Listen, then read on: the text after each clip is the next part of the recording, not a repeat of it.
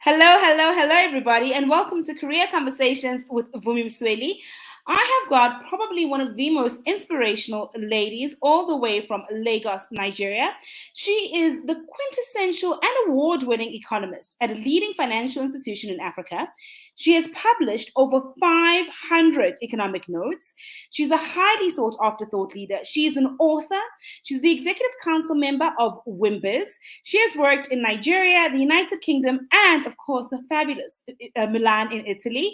So I'm very, very excited to welcome Chinwe Egwim. Hello, hello, Chinwe. Hi, thank you so much for having me. Thank you.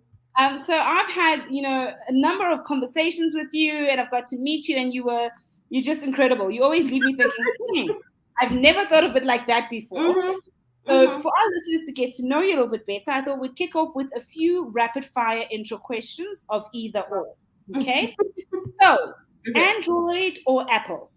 Mm, Android. Okay. Tea or coffee? Tea. Morning or night? Night. Definitely night. Sedan or SUV? SUV. Kindle or good old fashioned book? Oh, good old fashioned book, please. Flats or heels? Heels. But I think I need flats, but yeah, heels. Yeah. So, you are going to host a dinner. Anybody, dead or alive, is coming. Who are you inviting and what are you serving? Oh my god, that's a tough question. Who am I inviting? Oh my god. Okay, maybe Oprah. I think she's a good option. What am I That's serving? definitely a good dinner I date. love, I love seafood, so definitely like a seafood type cuisine vibe. Yeah, that's who I can Okay. think of right now. I'm sure there's So, so many people in my head, but yeah, maybe like when you leave, you're like, oh, I should have invited so and so. yeah. So Um, we know the woman, we know the accolades. Tell us, who are you? Hmm. That is a difficult question to answer, but let me try. Chinwe. Okay, so I am goal oriented, solutions driven. I have a big heart. I'm always very keen to add value. I'm confident, intellectually savvy, and I also happen to be a leading economist in Nigeria. I'm an author. And I'd say in Africa as well. Let's just be honest. Okay. Oh my God. Okay. An author and a gender equity leader. I go really hard with regards to support for those that have my back and across my different circles. I'm very deliberate. That's the word people use in describing me. I'm deliberate about depositing in my goodwill bank, and I am very dedicated with my godchildren. I'm a dedicated godmom to my godchildren, and I love to travel. I don't know if I covered everything, but yeah. I love that. I love that. So you have had, a very interesting career, and it's very rare that we find, people in the financial services sector, specifically economists, Hmm. where people are interested in what it is that you do. And and one of my favorite things about what it is that you do is your ability to make it real for the layman, for the person purchasing what the economy means for them.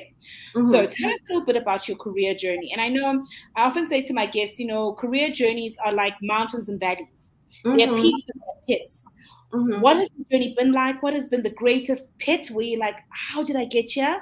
And what has been the mountain view peak where you're like, oh, I cannot believe this is my life and I love it? Oh wow. Okay.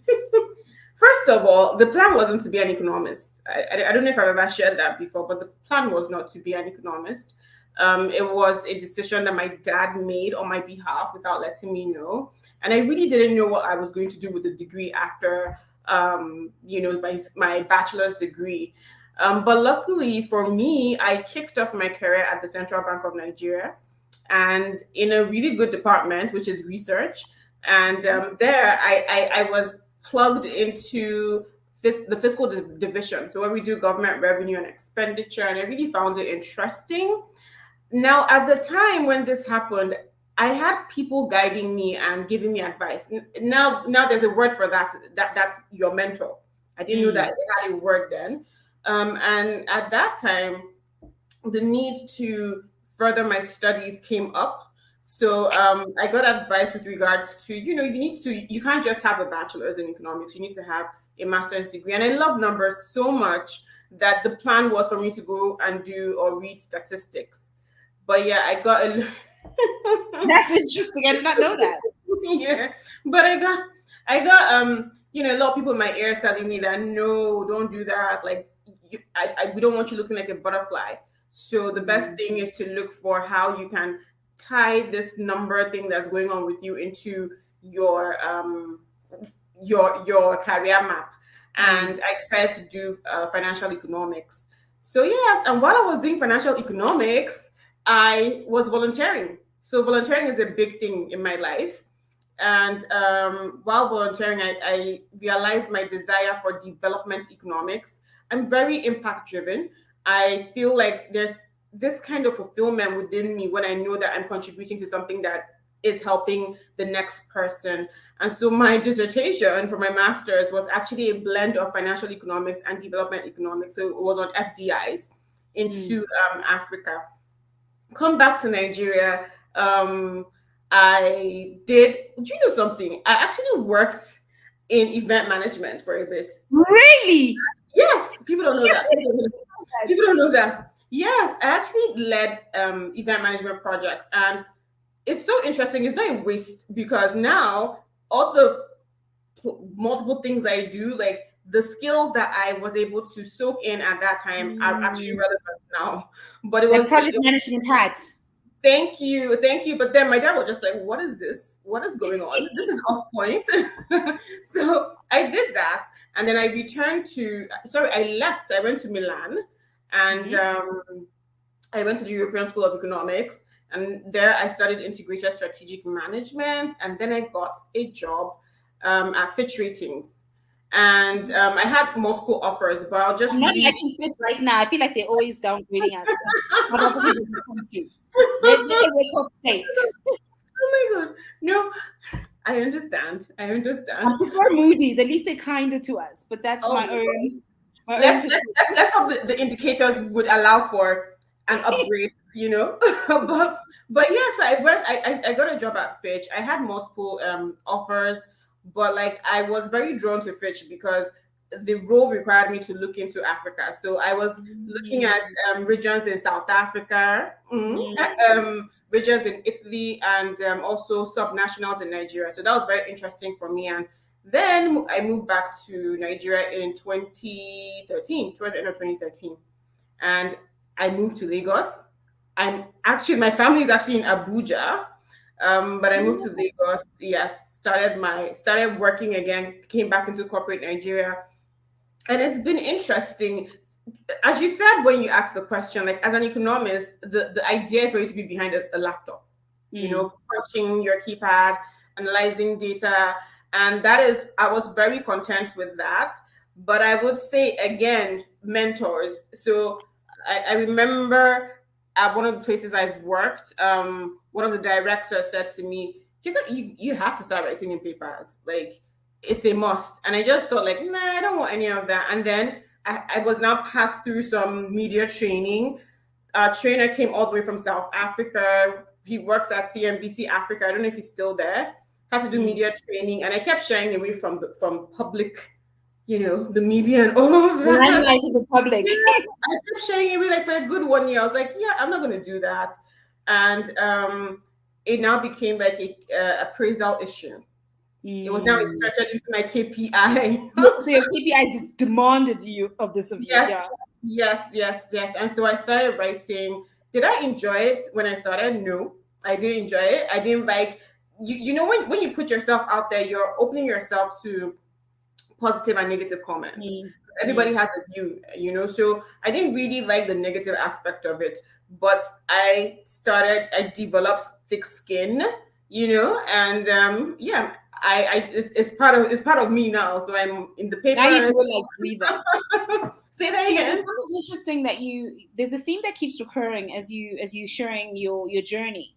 You talk about being catapulted forward in your thinking and even in your decision making, from your dad making the decision to what you should be studying, to mentors saying, I think it's time for you to write some papers, to you being pushed forward for media training. I'm interested to know Mm-hmm. now, do you have, those mentors, or do you have a personal career advisory board? How do they help support you? And in looking retrospectively at those people who've been a member of that career advisory board, what has been their best piece of advice to you? Oh, definitely I do. You know what? People don't believe me, but I have about 15 mentors, 15 that are super Mm, active and they pour into my life on a like daily or periodic basis, right? So 15 of them, not all of them are career inclined, but I like to think that every aspect of your life is important for you to grow. So there's some that are focused on my personal life as opposed to just my career and everything. What important piece of advice? My God, that is so difficult to to say because I've had so many great ones. But I will say that the one would be building with the end in mind. So that is one that I know that I like and I've really taken seriously. So building with the end in mind. And to translate this to help you understand better, my career map, I have a career map, by the way. So I my love career that. map, I'm a career yeah. coach, so I'm loving that. Oh, yes. So yeah, and my map is divided into short, medium, and long-term targets. And the short and medium targets or medium-term targets are built and periodically adjusted on the back of the long-term targets. And that blueprint was created because of that one statement from at least three of my mentors saying build with the end in mind. Mm. So you need to be able to visualize where you're trying to go so that you don't like even if I hear what you're saying that my dad Mm. assisted with that decision and then the mentor in the office. But if okay, not for my dad because I didn't have a choice there, but the mentor in the office, if I didn't see that push assisting or aligning with the long-term goal, maybe I'd have still shied away from doing it. So it's always good to just have a vision for yourself, for your career, your life as a whole, as opposed to just going with the wind wherever the wind Mm. blows.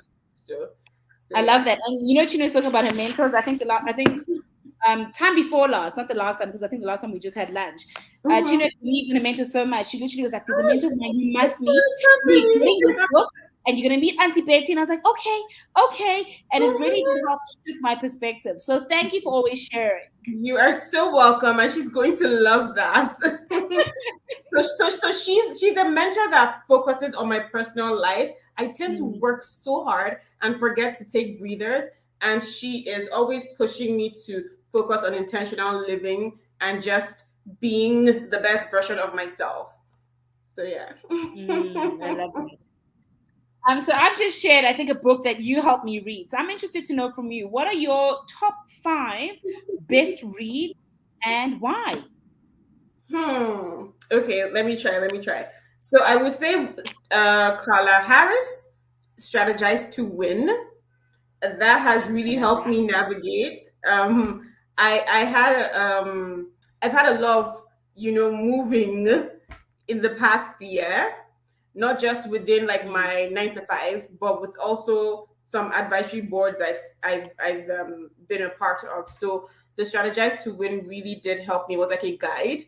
I think it's very important. Everyone should have that in their library. There is The Girl Entrepreneur by Ibuku Angushika. Mhm. It's an amazing book. It has like stories from different leading women, starts from their childhood into like how they go into their career or business, and just a lot of nuggets released inside there. And I'm big on mentorship. I honestly believe that one of the best ways to grow is to learn from others. You don't have to go through bad Mm. experiences. If people have been through something and they've put it out there, read. It's a really Mm. good way to navigate.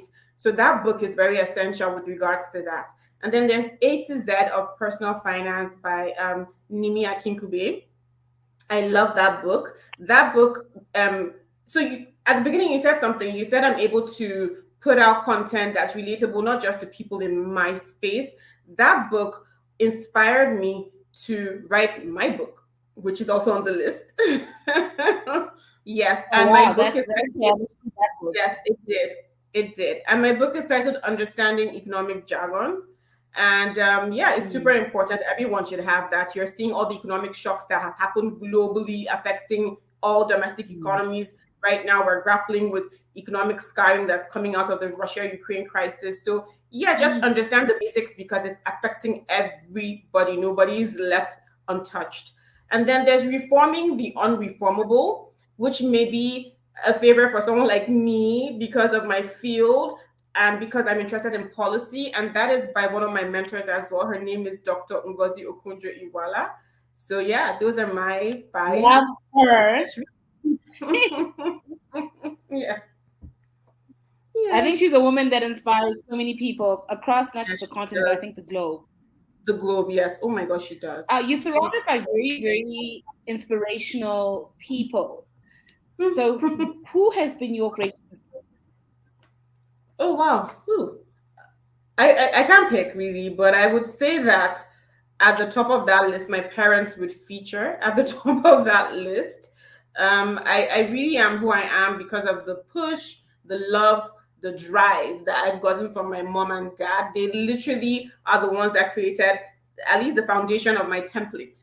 And then I had my mentors come Mm. and help build and flesh it out. So my parents really would feature at the top of that list. I'm unable, I said I have 15 mentors. I'm unable to pick one that is You not shouldn't get family. into trouble, Chinwe. Don't get into trouble. I'm unable to. I'm unable to, yeah. Um, so you spend so much time, surprising yourself, right? From going behind the scenes, I just want to crunch the numbers, to Mm-hmm, now being featured in media across the globe. mm-hmm, And I'm sure I know when I met you, what I found the most surprising was how personable you are. And I know we should never judge a book by its cover. And I'm an accountant by trade, and look at how unaccounting mm-hmm, I come across, right? So I'm curious to know, mm-hmm. what do people find the most surprising when they get to know you? Hmm. Huh, okay. Let's see. Let's see. I would say I love to play video games, and people always like gasp. I use that.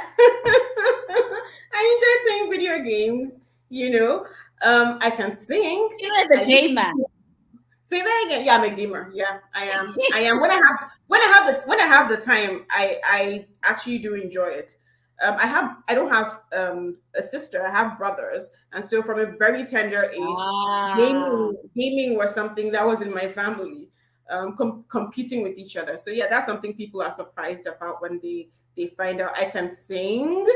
I oh don't know if I'm wow. still great at it. I used to be in a music group when I was in high school, and Yes, that's she's a Destiny's Child, Chinwe. yes, yes, and that's something people are surprised about. And I'm actually an introvert. I don't know if people know that, but I'm the kind of person who would need um I need to go into my shell to recharge before I come out. So yeah, those are I, Mm. I guess those are like three major things. I like that. You and me have that in common. People also find that surprising. I am like, this is nice, but I need to go home now. I'm one of Yes. those people cancel. I'm like, yes. Mm-hmm, Go. I'm curious to know, being an introvert, it means you're comfortable being alone. Also means because by virtue of what it is that you do, you're comfortable being around people. mm-hmm. So, what is your favorite place in the world and why? My bed. I'm joking. I'm joking. Okay, I think I'll say right now it actually is my hometown and it's in Imo State and that's the eastern part of Nigeria. And why? Because whenever I'm there, I get a chance to disconnect and just enjoy nature. So Mm. yeah, for now, that is actually my favorite place. Yeah. I love that. You and I have that in common. Also, for me, I love my village. When I'm in Dubai, I'm at my happiest because life is simple, and there is no pressure of you must do, you must be, you must perform. It's just like, yeah, yeah, yeah. Have you taken the water out? Have you done this? You just back to being that village girl at heart, which I love. So true. So true. So, in wrapping up our conversation, I would like you to complete the following sentences. I am Okay. a master at. Primary and secondary research. Oh, okay. Yeah. What I know for sure is. God's grace is sufficient, and I am nothing without God. Amen. Amen to Mm-hmm. that. Mm-hmm. My life's work is. I would say it's both a masterpiece and a work in progress. Yo. Yeah. She's dropping bars, guys. She's dropping bars. Love it. Um, knowing what I know now, I understand the importance of rest and peace of mind. mm, I am. I am constantly evolving and building my legacy. I am a product of God's grace and favor. And building a legacy you are and what favor it is. Thank you so much, Chinwe, for making the time. I appreciate it. And I hope to our listeners, you've learned as much as I have. Thank you, Chinwe. Thanks for having me. Bye. So I hope you enjoyed that session. I thoroughly did. Make sure to tune in, of course, to Career Conversations with Vumi Msweli.